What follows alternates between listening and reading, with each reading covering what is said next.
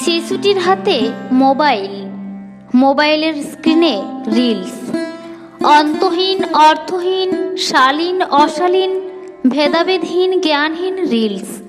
শিশুটি দেখে যাচ্ছে টানা, নড়া নেই চড়া নেই, মাথা খাটানো নেই। আগে শিশুরা কার্টুন শো দেখত মিনিট 20, অতক্ষণ মনোযোগ ধরে রাখার ব্যাপারও নেই। আর এখন 2-1 মিনিটের রিল চলছে পরপর পরের পর। শিশুটি কাউকে বিরক্ত করে না, চেঁচামেচি করে না, ঘর তো নোংরা করে না। ভালো ব্যবস্থা, তাই না? বেশ সুবিধার। আর তার মনের ভেতর, তার নিষ্পাপ মন, তার কাদার মতো মনে কি ঢুকছে পরপর পরের পর, তার খেয়াল রেখেছেন? একটু কোনো সুস্থ চিন্তা নেই, একটুও কোনো শোভন বিনোদন নেই। কি মনে হয়, কি মনে হয় আপনার? দয়া করে আপনার পরিবারের ক্ষুদে সদস্যটির হাত থেকে মোবাইলটি নিয়ে একটি বই ধরান।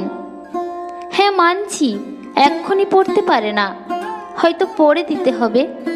আপনি ব্যস্ত, সত্যি ব্যস্ত, সেটাও জানি।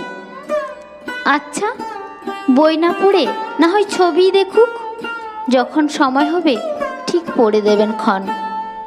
ছিঁড়ে ফেলবে, নষ্ট করবে, আচ্ছা করুক না। এদিকে যে মনের সুকুমার কমল বৃত্তি নষ্ট হয়ে যাচ্ছে, তার কি হবে?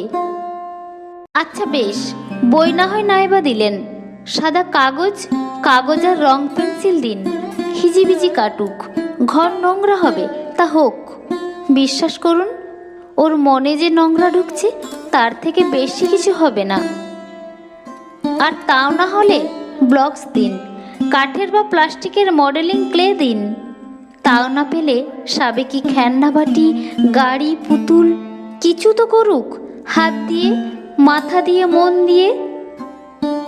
অন্যের বানানো কিছু উদ্ভট কিংভট কার্যকলাপের রেকর্ডিং দেখে মগজ ধোলাই না হয়ে নিজের মনে খামখেয়ালিপনাই করুক না হয়। পরিশেষে বলি, আপনার শিশুকে আপনি কিভাবে বড় করবেন সে বিষয়ে আমি সামাজিক মাধ্যমে উটকো লোক গায়ে পড়ে জ্ঞান দিচ্ছি। আপনার বিরক্তির কারণও হতে পারে, মানছি। আসলে 4 বছরের কন্যা আমার আয়নার সামনে নানা অঙ্গভঙ্গি সহকারে বলছে, মা আমাকে চেকচি লাগছে। আর মা বাবা গদগদ করে বলছেন, দেখেছো কি সব বলে, কোথায় যে শেখে কে জানে। সদ্য দেখা এই দৃশ্য আমাকে খুব ভয় পাইয়ে দিয়েছে, জানেন। তাই বলছি, এখনো সাবধান না হলে খুব বড় ক্ষতি হয়ে যাবে ওদের, আমাদের, সর্বোপরি বর্তমান প্রজন্মের।